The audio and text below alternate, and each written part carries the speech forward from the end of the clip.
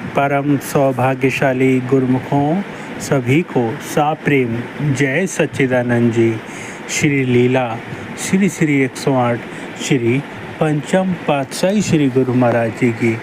एक बार हमारे श्री गुरु महाराज जी पर्व के पश्चात कुछ महात्मा भक्तों सहित 1-2 दिन के लिए चक संत धाम में पधारे। सभी गुरुमुखों को पावन श्री दर्शनों से निहाल करते हुए और विशेष सेवा का सुअवसर भी प्रदान किया। ऐसे ही एक बार शाम के समय कुछ महात्मा भक्तों सहित यहाँ कृपा फरमाई। गुरुमुखों ने गुरु महिमा के भजन गाए। सबको प्रसाद देकर आप उन्हें एक बगीचे में ले गए।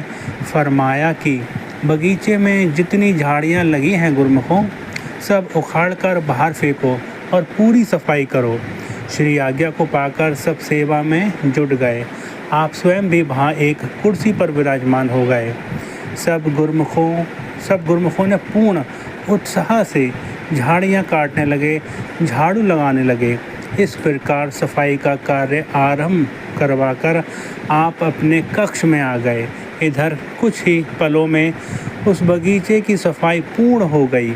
गुरुमुख जन सेवा कार्य निपटाकर सत्संग भवन की ओर चले गए। उनमें से एक भगत जी जो विदेश से आए हुए थे, वे आंखें मूंद कर वहीं ध्यान में बैठ गए। कुछ समय पश्चात एक महात्मा जी उस बगीचे में गए तो देखा कि भगत जी वहाँ अकेले ही ध्यान मग्न बैठे हैं। उन्होंने जाकर पूछा कि सब गुरुमुख तो चले गए हैं, पर आप अभी तक यहाँ बैठे हैं।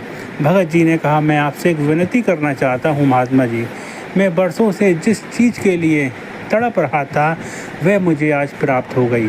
महात्मा जी ने पूछा, आपको ऐसा क्या मिल गया जो आप इतने शांत स्वरूप दिखाई दे रहे हैं? भगत जी ने कहा, महात्मा जी, मैं श्रीमद् भागवत गीता की 4 पंक्तियाँ प्रतिदिन पढ़ता हूँ, जिनमें भगवान श्री कृष्ण जी अर्जुन को उपदेश देते हुए प्राय ये फरमाते हैं कि कर्म ही प्रधान है। तुम जो भी कर्म करोगे उसका फल अवश्य मिलेगा। मैं नित्य प्रति भजन सुमिरन करता हूँ, परंतु मुझे कभी भगवान के दर्शनों का सौभाग्य नहीं मिला, इसलिए मेरा मन बहुत अशांत रहता था। आज जब श्री गुरु महाराज जी सब गुरुमुखों से बगीचे में सेवा करवा रहे थे, स्वयं विराजमान होकर सुंदर दर्शन दे रहे थे, प्रसाद दे रहे थे, तब मुझे अपनी आंखों के सामने वह सारा दृश्य दिखाई दे रहा था जो भगवान श्री कृष्ण ने अर्जुन से कहा था। ऐसा लग रहा था कि जैसे श्री गुरु महाराज जी भगवान श्री कृष्ण के रूप में सामने कुर्सी पर विराजमान होकर सबको श्री दर्शन दे रहे हैं और सबसे उनके पूर्व पुण्य कर्मों के अनुसार सेवा करवा रहे हैं। आज इस अलौकिक रूप में उनके दर्शन करके मेरा मन बिल्कुल शांत हो गया है।